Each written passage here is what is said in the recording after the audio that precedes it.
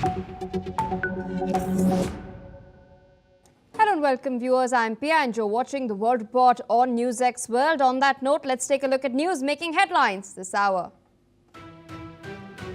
Amid escalating tensions between Venezuela and the United States, Donald Trump has reportedly rejected Maduro's request for amnesty and sanction removal in a recently held phone call.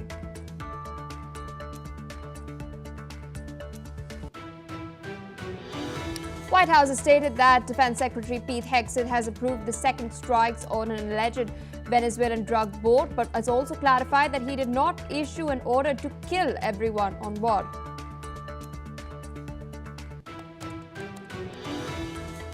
As Russia-Ukraine peace talks gain momentum, US President Donald Trump's special envoy Steve Witkoff and his advisor Jared Kushner is to meet Russian President Vladimir Putin in Moscow this week. Russian forces have claimed that they've captured the eastern Ukrainian city of Pokrovsk, which is a key logistics hub. However, Kyiv has not confirmed the Russian claims yet. US President Donald Trump has raised doubts on the Honduras presidential vote, stating it appears that Honduras is trying to meddle with the results further, alleging that the vote was stopped prematurely. The death toll in the Hong Kong high-rise fire has climbed to 151, with more than 40 people still missing. As per reports, 13 have been arrested so far. French President Emmanuel Macron is all set to visit China on his fourth state visit. This comes as Europe seeks to balance economic and security threats from Beijing. UK Prime Minister Keir Starmer has warned that China poses national security threats to the United Kingdom. This comes ahead of a crucial decision on the Chinese super embassy in the UK next week.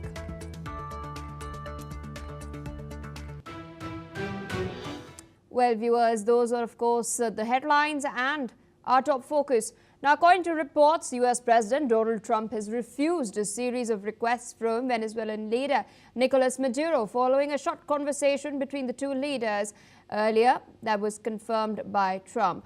The call, which was held on the 21st of November, came after months of increasing US pressure on Venezuela, including strikes against alleged drug smuggling boats in the Caribbean. Meanwhile, a senior US official has stated that Trump has held talks with top advisors of his administration in order to discuss the pressure campaign on Venezuela. The official has stated that the Oval Office meeting included senior members of Trump's national security team, but did not provide any further details of the talks. Meanwhile, Maduro has appeared at a rally after the phone call and told his supporters that Venezuela does not want, quote-unquote, a slave's peace, and that a US military deployment has been testing Venezuela for 22 weeks now. Listen in. Queremos paz, pero paz con soberanía, paz con igualdad, paz con libertad. No queremos la paz de los esclavos, ni queremos la paz de las colonias. Colonia, nunca. Esclavos, jamás. Hemos vivido 22 semanas de una agresión que se puede calificar como terrorismo psicológico. Son 22 semanas que nos han puesto a prueba y el pueblo de Venezuela. With us on the broadcast is Mr. Matthew Wadham, American journalist and author, joining us from Washington, D.C. Thank you so much for taking out time and speaking to us on NewsX World. Of course, we were discussing what's transpiring as far as Venezuela is concerned just 2 days back as well. And it does seem now that with the requests being denied, requests that were made by Maduro being denied, in a phone call that was held on the 21st of November last month, it does seem that the US is now heading to, in fact, increasing pressure on Venezuela, increasing pressure on the Maduro administration, which is not recognized by Washington. We've also just heard a statement by Nicolás Maduro that Venezuela does not want, quote-unquote, a slave's peace, and that US military deployment has been testing the country for 22 weeks. What do you make of what is transpiring? What can we expect next over here? Because it does seem that Maduro's requests for amnesty and sanction removal have not been, looked upon very kindly by Donald Trump. Well, Donald Trump did reportedly give Maduro an ultimatum. He told him he had to step down or else, but we don't know what the or else means. Are there going to be airstrikes? Does he want to have a ground invasion, which most people think is very unlikely? We don't know what exactly is going to happen, and I think Maduro was trying to get safe passage from Venezuela, and this is the sort of thing that dictators do when they're desperate and thinking of fleeing their countries. So he may continue to press and exchange, make an offer that he will step down in exchange for the U.S. Not invading.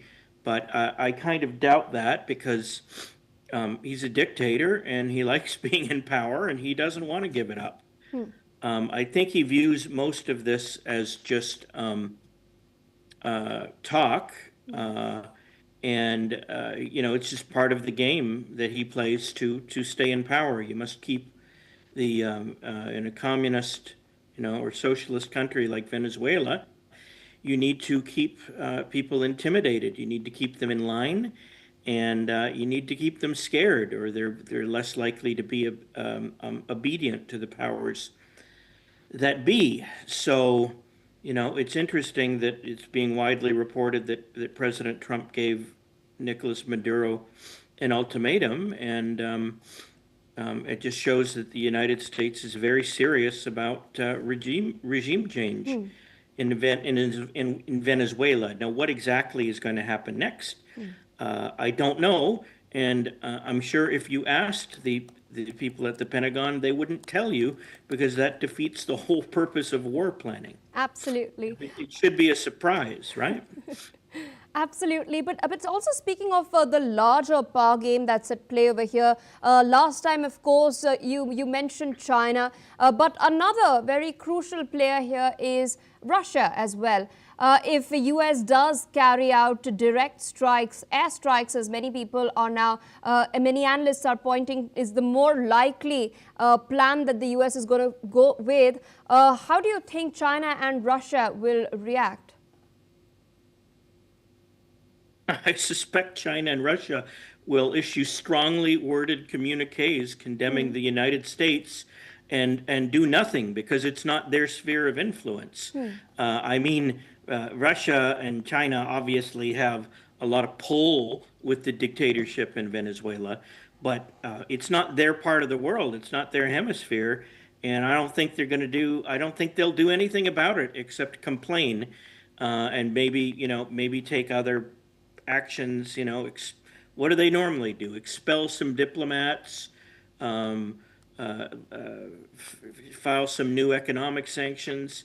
They're just gonna whine about it. I don't think they're going to take military action. Russia is not going to commit to troops to defend Venezuela, and I very much doubt that China would either. So they're just going to be very unhappy about it, and that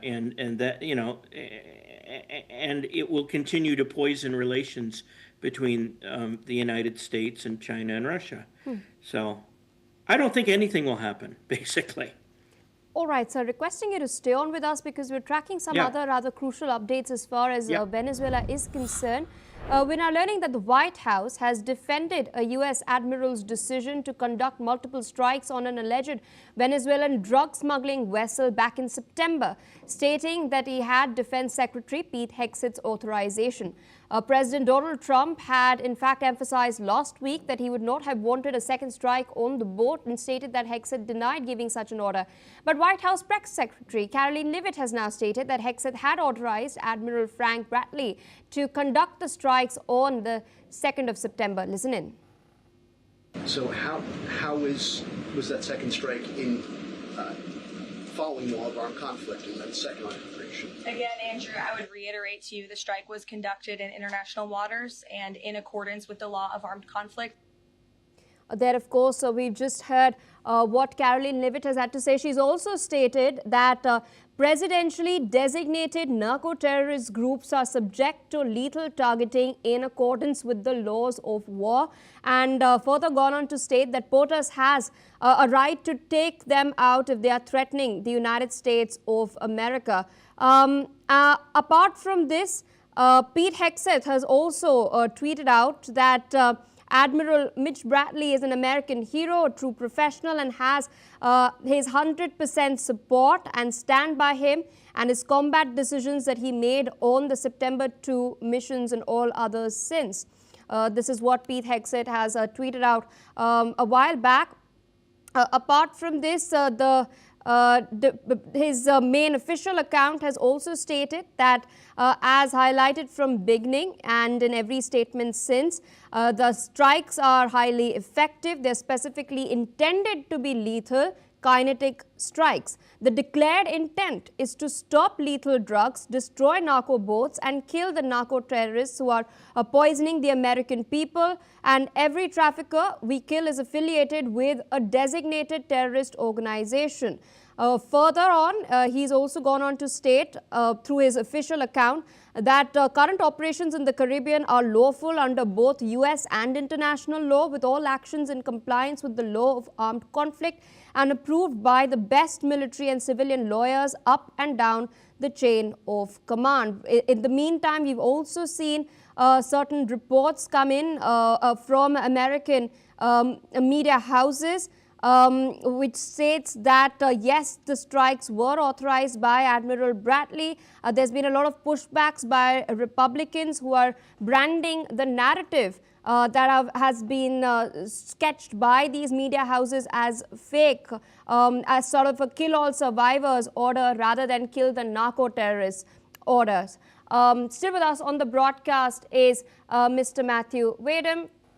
Interesting developments coming in. I've tried to put all of this into context, of course, take our viewers through the latest statements that are coming in as well. At the outset, I wanted to understand from you, what do you make of this entire saga? Hegseth, of course, maintaining that yes, the orders were lawful because the intent was declared long back to strike down the narco-terrorists who are affiliated with terror groups back in Venezuela.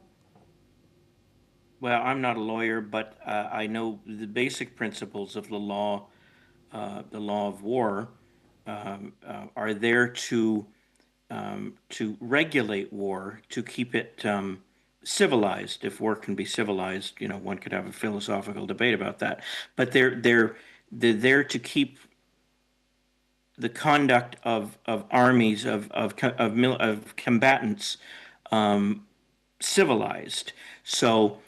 You know, it's amazing. We've just gone from a few days ago to the breathless reports that Defense Secretary Hegseth was a war criminal, that he'd ordered, you know, that he'd given a no survivors, a no quarter order, you know, for shooting, you know, drowning sailors after their boats had been disabled, which would, you know, according to the traditional understanding of war crimes, that would be a war crime because they are hors de combat. They are people, that's an international law term to refer to soldiers who have been taken out of a conflict because they're disabled or injured, or because their ship is sinking. So yeah, it would be a war crime if it happened, but now the narrative has shifted and it looks like he didn't make an order. I didn't give a no survivors order. Yes. Obviously, in war, and one could make an argument about whether, you know, this is a valid war because war has not been declared by the United States. But from the American point of view, I think they're interpreting the law of war correctly. You are allowed to kill the enemy, and the enemy they've identified are these South American narco traffickers. And the thing that you're not allowed to do is kick them when they're down, so to speak. If they're hors de combat, if they're helpless, floating there in the water after their boat has sunk. But the evidence is far from clear that such an order was ever given. And in fact, the New York Times and the Washington Post have been backing away from their initial reports that is what Hegseth did.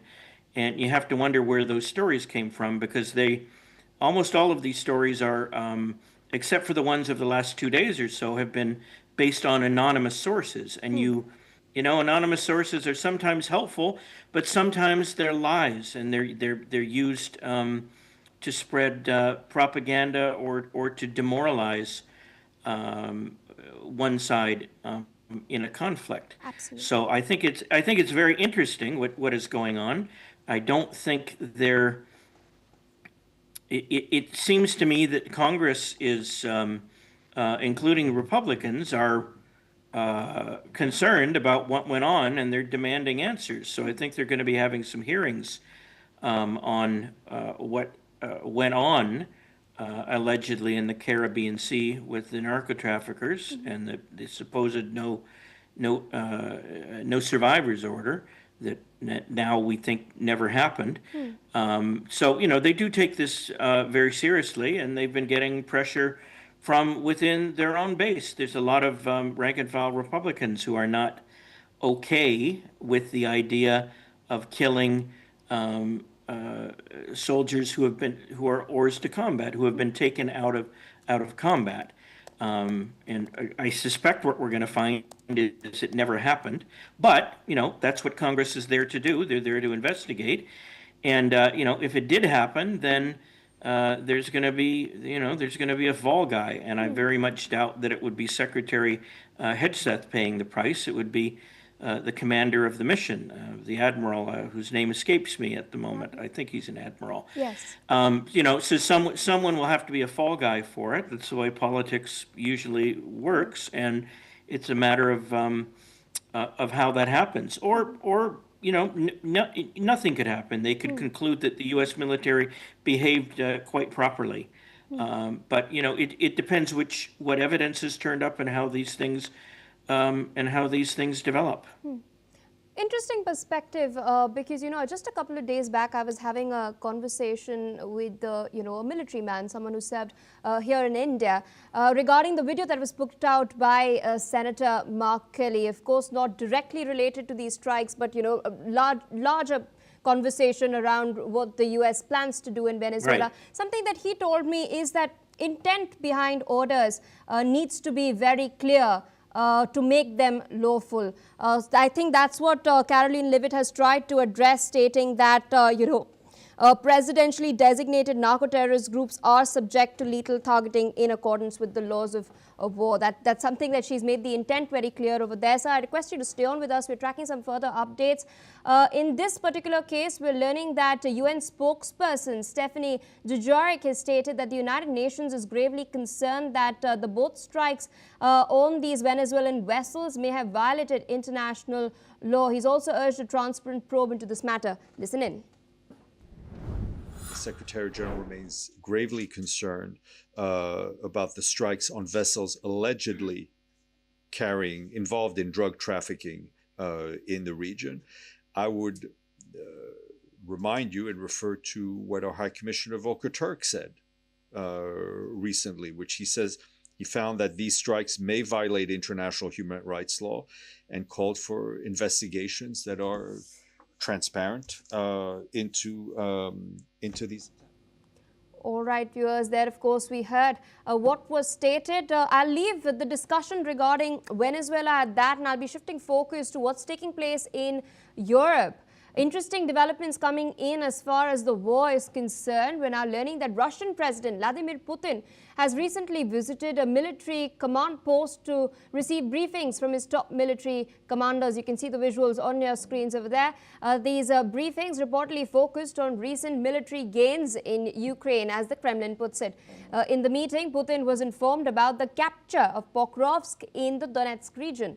Moreover, a chief of Russia's general staff, Valery, has now provided additional details on military advances. According to him, Russian forces in the north have finished quote-unquote liberating Vovchansk and have taken control of 3 other settlements in the Sumy and Kharkiv regions. Listen in. Север сегодня завершила освобождение города Волчанск. Кроме того, в рамках создания полосы безопасности в приграничных районах Сумской и Харьковской областей Украины в ноябре под наш контроль на этой территории перешли еще 3 населенных пункта. Это Синельниково, Цегельное и Дворечанск. Войска группировки «Центр» освободили город Красноармейск и продолжает уничтожение подразделений противника в Димитрове. Кроме того, часть сил группировки успешно развивает наступление в Днепропетровской области. Now, the Russian president has emphasized that taking control of Pokrovsk would support ongoing offensive operations against Ukraine. Meanwhile, Ukrainian officials have not confirmed the claims being made by the Russians yet. Still with us on the broadcast is Mr. Matthew Wadham. Interesting developments because we'd seen the Russians earlier as well, a couple of weeks back claim that they had encircled Pokrovsk. They're reiterating this claim as of now. Pokrovsk, we know, is a very, very crucial logistics hub for the Ukrainians. If captured, what does this mean for Ukraine? How much of a setback is it? And if not, why would the Russians then bluff?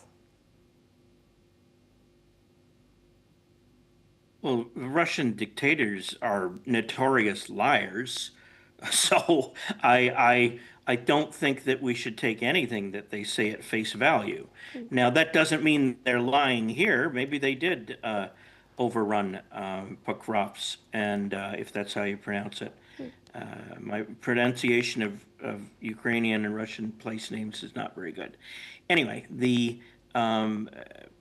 if it happened, it's not good for Ukraine, and it's going to be quite demoralizing, and it's not helpful in terms of Ukraine's defense against Russia. But maybe we need to wait and see if it actually has happened.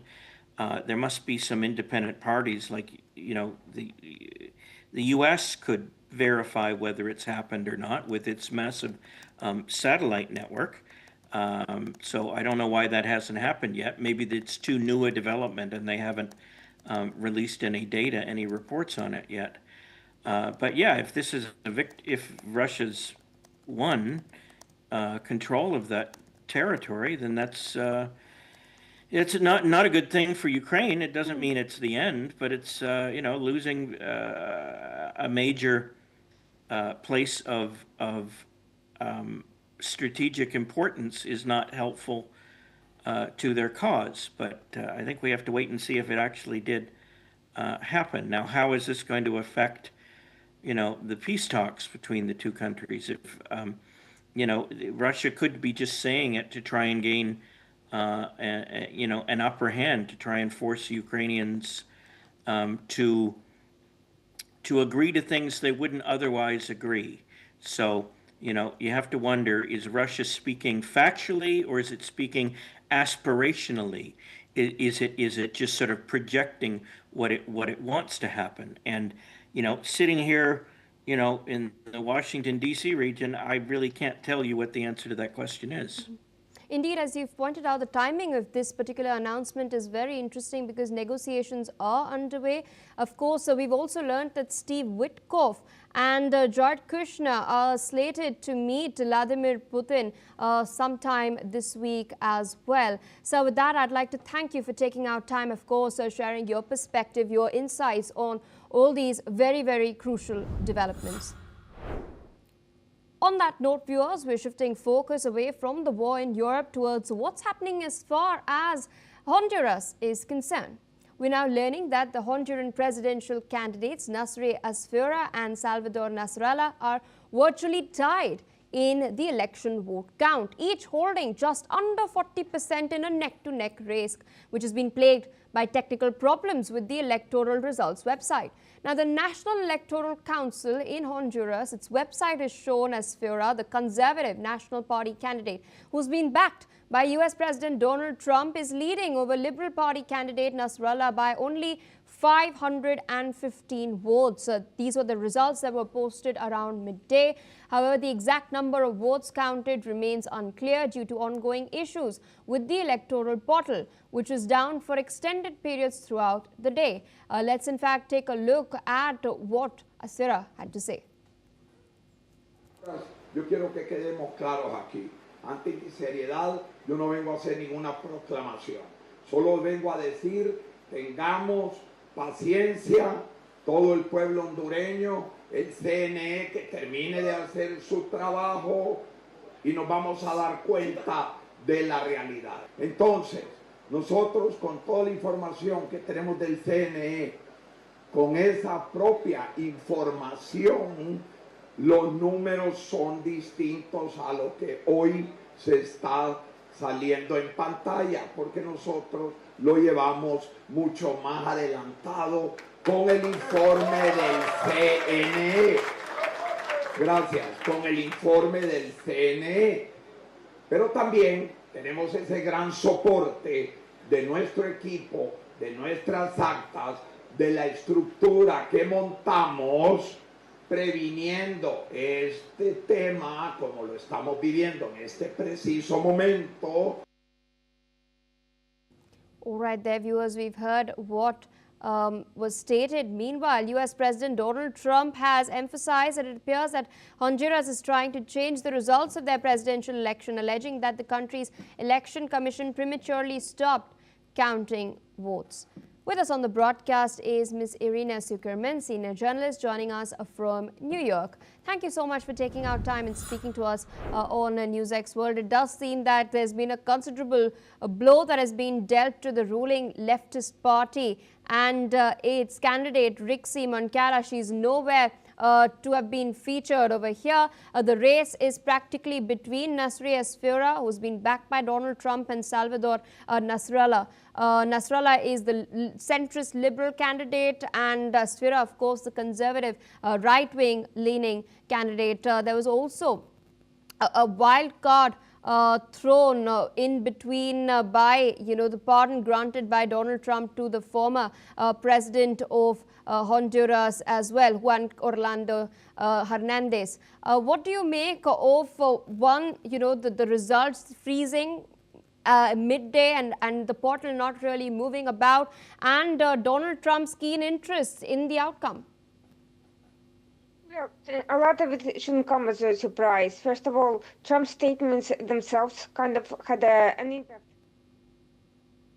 in a very highly polarized environment. But on top of that, you have technical issues with the Election Commission results website, delays in voter tallying, and all of that contributing to public distrust, political tensions, and then you have Trump literally meddling in an election and in favor of one of the candidates, but also threatening on his social media account that if the vote counting process is mishandled or changed, they would be held to pay, as he said. What that means, nobody knows. Presumably sanctions and some sort of political and economic pressure. The vote was already very close. And these technical issues have contributed to this chaotic environment. There's multiple accusations from all sides of possible vote manipulation, possible fraud, or improper interference, including accusing Trump of foreign influence, always a huge factor in Latin American elections. So regardless of what ends up happening, legitimacy is very likely to be contested both politically and socially. So far, there is no claim that either side has full control over the result in any definitive way, but there is something taking place on the background, which is that at the same time as this election taking place, Trump vowed to pardon the ex-Honduras president serving 45 years in prison for alleged drug trafficking, Yes. and essentially granting that pardon would strengthen Asfour's faction indirectly by essentially helping his helping the faction affiliated with him in terms of credibility and so forth. Now, Trump has been paying close attention to this election for one of the reasons being that his entire national security posture has shifted towards the Western Hemisphere. Therefore, the U.S. foreign policy apparatus is now being regeared towards paying much closer attention to Latin American elections and developments, especially anything regarding a potential win for conservative candidates who could be considered political allies of Trump. And of course, drug trafficking issue, ironically, has taken a huge spotlight given the Trump's attacks on the alleged Venezuelan cartels, while at the same time pardoning a president who is serving time for his ties to drug trafficking. Absolutely, ma'am. You have put it into context, of course. We have seen the regime in Honduras forging close ties with Cuba and Venezuela. It has trade relations with the United States and Donald Trump as well. How exactly with the change from the Labour Party to whoever comes into power will impact the equation with the US remains to be seen. With that, I'd like to thank you for taking out time, of course, sharing all that background with our viewers, and of course, in simple and lucid terms. On that note, we shift focus towards what's taking place as far as Taiwanese president is concerned. Taiwanese President Lai Ching-te, while addressing the army reservists in the northeastern county of Yunnan, has stated that there's no room for compromise when it comes to Taiwan's security. Meanwhile, freedom and democracy are core to foundational values that have nothing to do with ideological disputes. Lai last week announced a $40 billion supplementary defense budget to underscore Taiwan's determination to defend itself against rising military threats from China, which claims that the democratically governed island is its own territory. Lai has also emphasized that in the face of China's coercion and harassment, the government had to spend more on its defenses and preparations against foreign threats. Taiwan's government has announced a reform of the training of its reserve forces, including doubling down on combat and shooting exercises, and in fact extended compulsory military service to 1 year from the previous 4 months as well. These are decisions that have been in place for the last 4 years. Meanwhile, with us on the broadcast is Dr. Asta Chadda from the Ritsumeikan University. She's an associate professor of international relations, joining us from Kyoto in Japan. Thank you so much for taking our time and speaking to us on NewsX World. Interesting developments. We've also recently seen Taiwan try to acquire Israeli technology in order to protect its civilian infrastructure. It's sort of separated its new ambitions from its conventional military security apparatus, and also focused on its own airports, its ports as well, because of the increasing Chinese presence, the increasing incursions into the median line as well. What do you make of this $40 billion boost to the defense apparatus of Taiwan, and considering the fact that we have seen tensions boiling in this region between China and Japan as well? Where do you see all of this heading to next? Well, I mean, the President Chai Ting-lei's, his statement and the fact that they're trying to be very unambiguous this time with regards to Taiwanese security does shed light on twofold objectives that they want to achieve. One is clearly the fact that they're centralizing Taiwanese sovereignty, which is, according to them, non-negotiable, right? So this is the strategic, unambiguous sort of statement that they're making, specifically with regard to the centralization of defense in this whole, sort of brewing conflict. And this increased budget shows that this is no longer just about conventional defense. They're going to be targeting in some way the strengthening of their capabilities towards asymmetric warfare. they're trying to look at this issue as a whole of society defense issue and not just a border issue per se or a maritime issue per se. And then on the other hand is the fact that, as you mentioned, there are statements by the other world leaders, including those by Japan, where they have linked the Taiwanese security in some way to the Japanese security, or the fact that this could lead to some sort of a conflict escalation in the region. So what this does is, this overall, from a Taiwanese perspective, this requires Taiwan to heighten its deterrence at the same time by responding in some way to this increased risk. So what they seem to be doing is, now they seem to be more empowered in that sense to be explicitly rejecting any compromise, when it comes to a third-party mediation, trying to talk about a peace talk. And what they're saying is that the stakes of this conflict have already increased.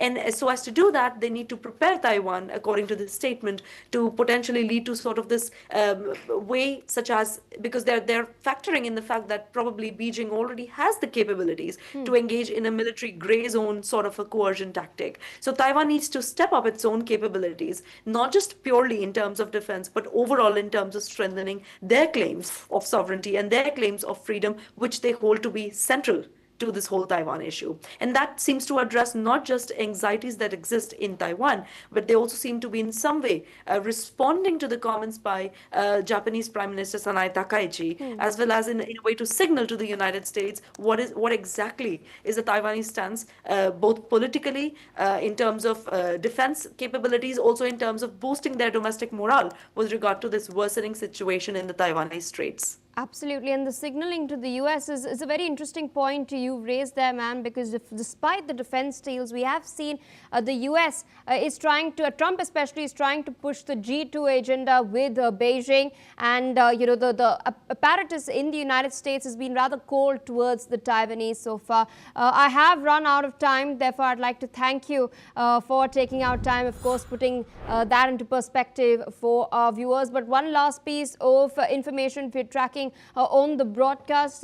Thousands of people are rallying in the Bulgarian capital Sofia and several other cities protesting against the 2026 budget plan.